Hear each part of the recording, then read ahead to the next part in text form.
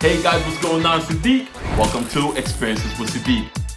Experiences with Sadiq is about all things real estate. A show where communication is key, advocating for the people's bliss, and knowledge, it's inspiring. Thank you for watching. Enjoy the show. And oh yeah, don't forget to follow me on all my social media platforms. Whether you're buying or selling a home, I'm that guy. Let's go!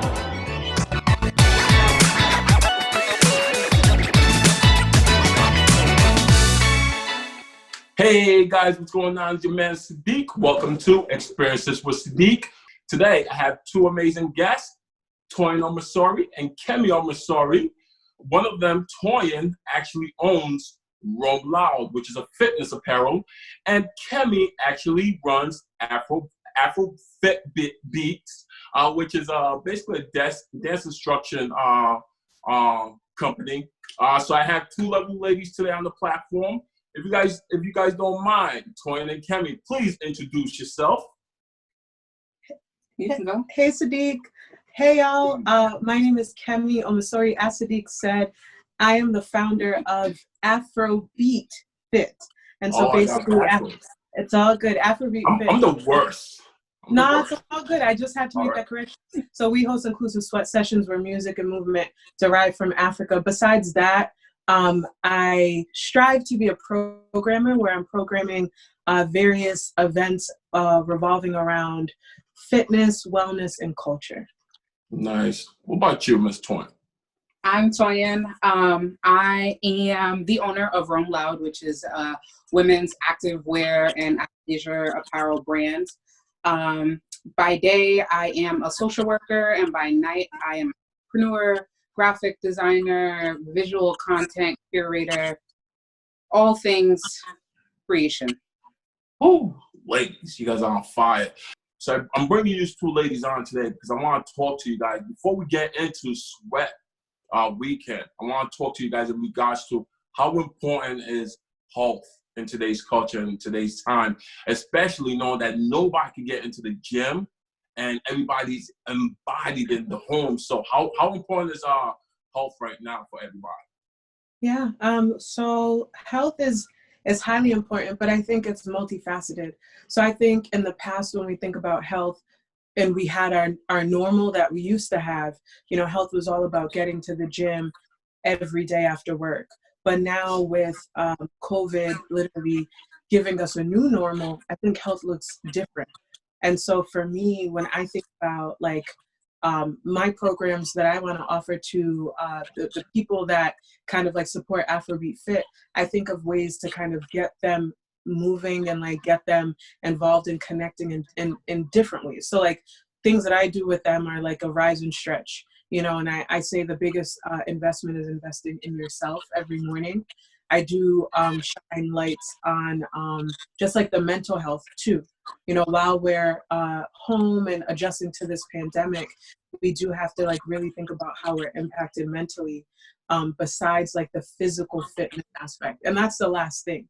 So for me, the way I've been thinking about health is just kind of reshifting it a bit to add in the mental, the physical, and also the adjusting to the normal.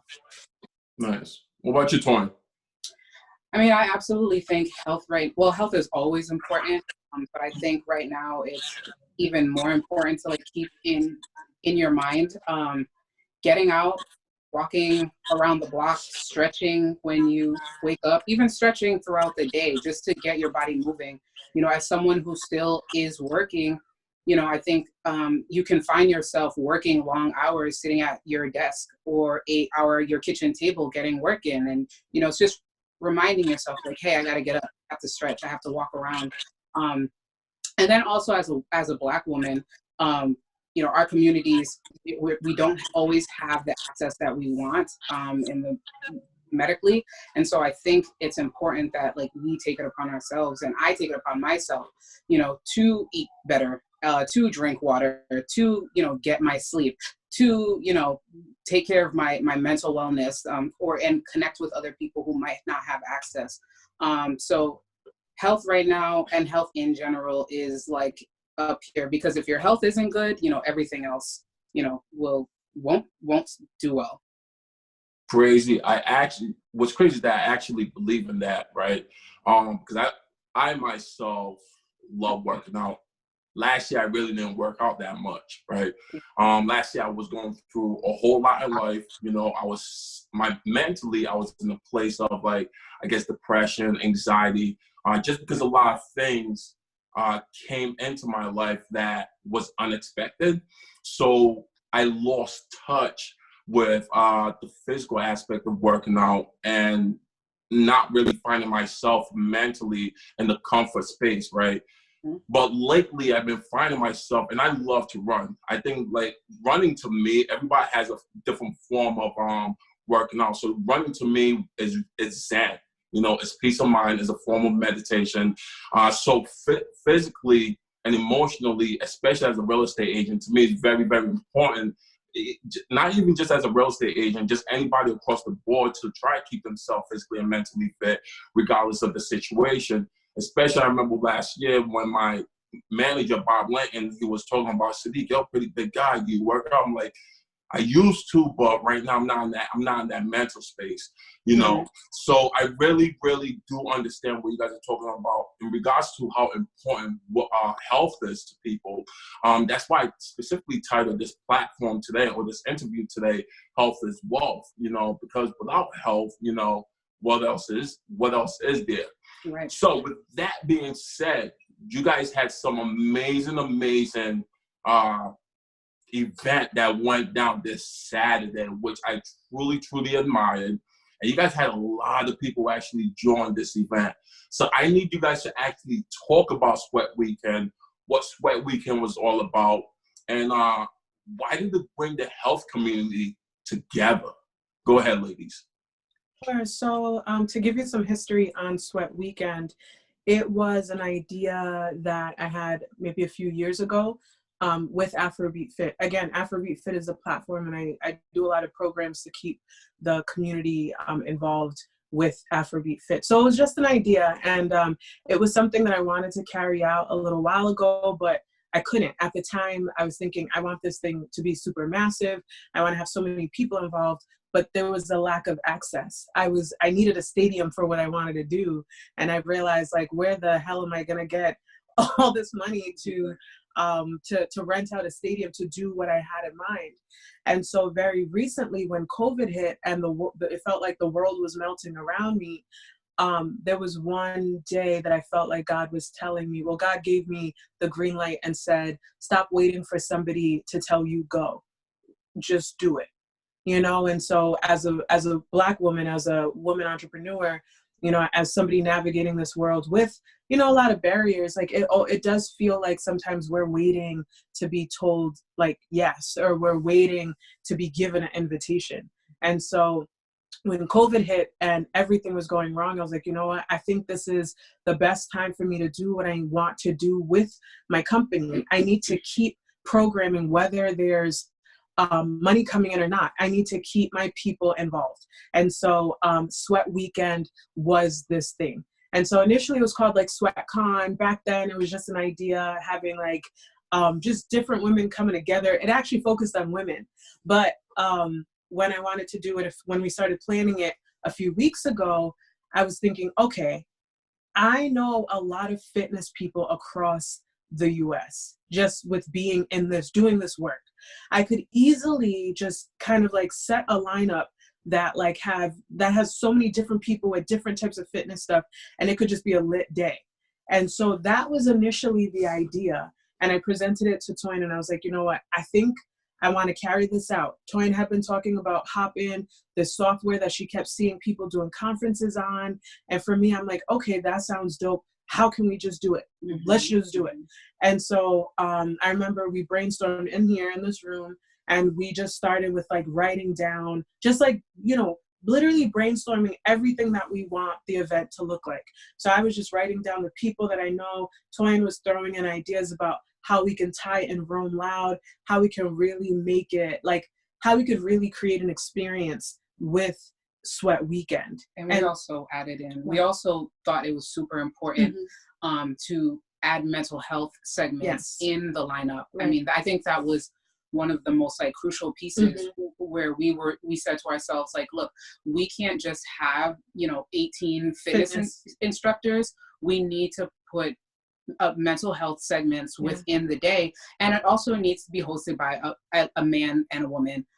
So we can be able to have those conversations coming from different people and different perspectives. Yeah, different identities. Yeah. And so that was, I think, I'll say, I agree. Like that was the thing. We wanted to redefine, just like redefine a fitness convention, not just fitness people, but also tying in, the things that we don't talk about: depression, health, wellness, how we're anxiety. Navigating the space right now during COVID. Right. And so that's honestly where that was the foundation of everything. And I remember when we started kind of getting things going, I told Toyin, I said, listen, I want the whole brand to be South Beach vibes. I was like, South Beach, Miami, this is what it is. And I sent her a visual of it. And I remember I was downstairs just excited because I really wanted to tie in that South Beach. You said Miami vibes, South Beach vibes. Yeah. And I just was there's like a lyric. I don't know. About going back to South Beach, something like that. So that was just the essence. Taking my talents back to South Beach. So in my mind, I'm just like, I want that essence. And so I sent Toyin the hex codes, the colors. I sent her and some the timeline, the dates. Oh, and the timeline, because we didn't have much time. Right. We did it in 2 weeks. 2 weeks. And literally Toyin said, boom. And she started creating just this miraculous experience around the marketing.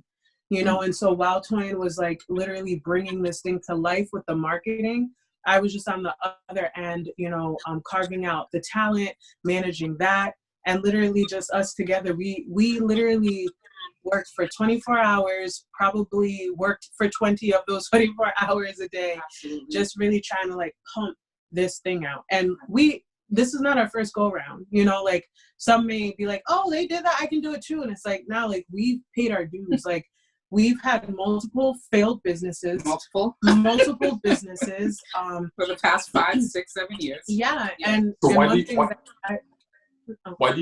ladies think why do these ladies think this was something that actually worked, and it brought people together in masses on a one-day event, and you guys were successful with it? Why do you guys think it worked like that?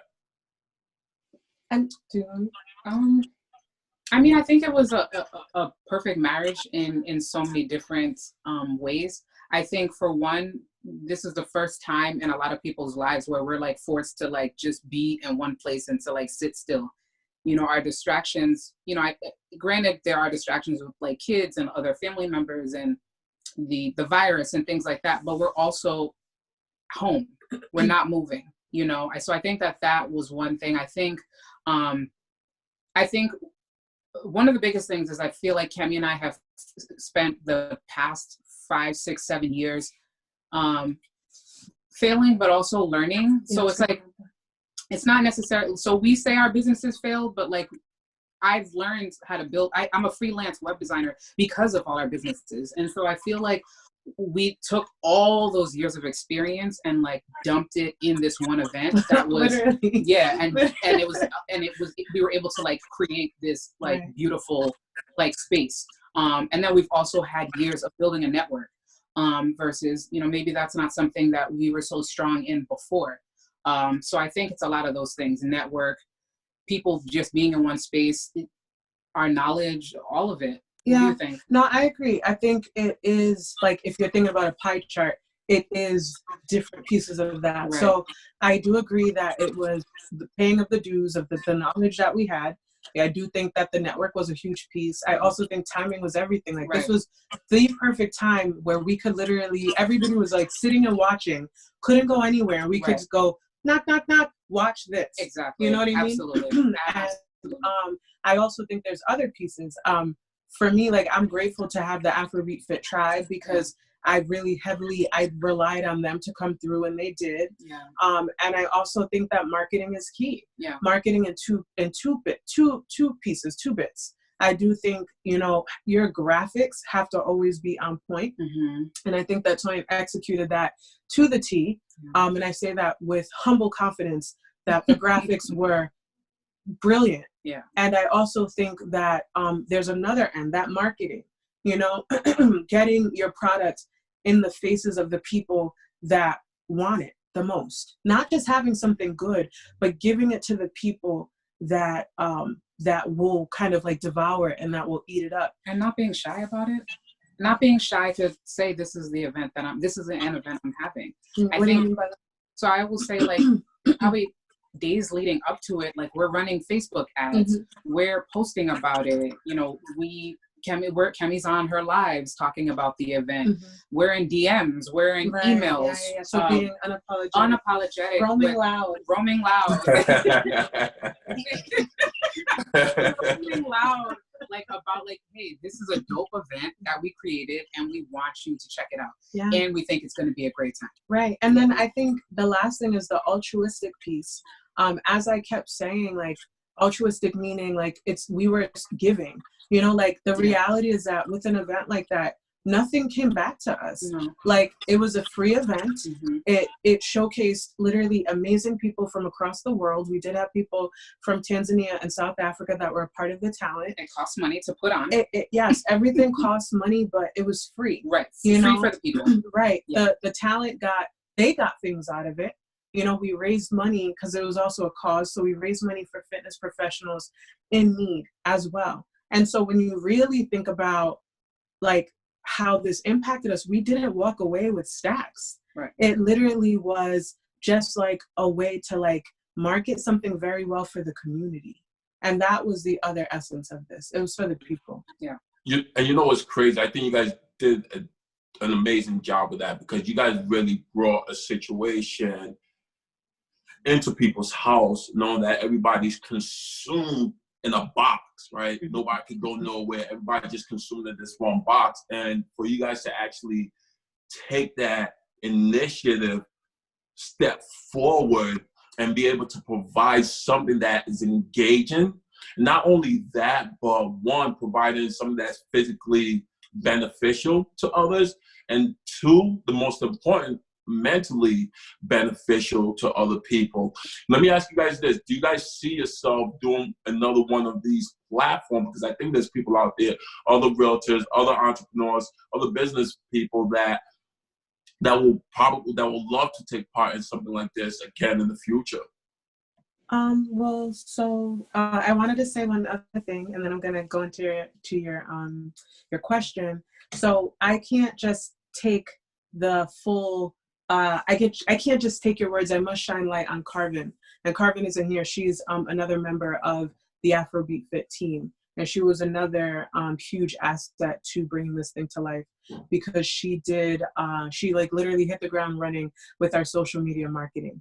And that was another strong piece of this whole thing. And so I definitely want to shine light on Carvin, and then also just shine light on that this shows what a good team can do. Right. And so in regards to your question of, will we do this again? I know I already have opportunities that I've been talking to Toyin about, again, to do something like this. Again, Afrobeat Fit, we do programming.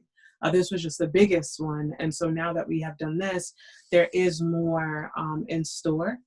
In regards to anyone out there that's looking to collaborate or they need services, Sissy makes an amazing website. So you can always, touch base with us for either like websites or even packages. We can create something like this for you. But yeah, so there's more to come. There is more to come in regards to that hit that we gave you with Sweat Weekend. There's more to come with that for sure. We surpassed our participation goal with registrations. So based on our registration numbers and the countries that we hit, it's definitely something that we know that we have to do again. Do you want to talk about those numbers? So we have 490 registrations. And we looked at the countries. We had the Bahamas, we had Taiwan, we had Ecuador, 27 Mali, across the world, South Africa that were present. Yes, it was just way too many continents. It was amazing. So there's no way that Sweat Weekend cannot. Yeah, Australia, New Zealand, Mali, Kenya, Nigeria, Ireland, Denmark. Yep. Obviously the U.S., Ecuador, we had Brazil. Ecuador, Brazil. We had a huge population from Canada. So as Toyin said, we're definitely going to do this again. People are listening, people are tuning in, people are watching, and we did this in 2 weeks. So what will happen if we gave it a month? Right. Nice. Exactly. Nice. So ladies, anytime people want to reach out to you guys for anything, you guys did an amazing job. How can people actually reach out to you? What's your social platforms or your contact info? Share it. You can find me on Instagram. You can either follow Roam Loud, ROAMLOUD, Roam Loud, or you can follow my personal Instagram page, Toyin, TOYIN_OM, or you can just send me an email, hello@roamloud.com. Nice. You can. And for me, I am anywhere Afrobeat Fit is. So if you check out Afrobeat Fit, AFROBEATFIT, I'm there. And then also, if you want to connect with me personally, my Instagram is IDream anyway. Everything is spelled correctly. So yeah.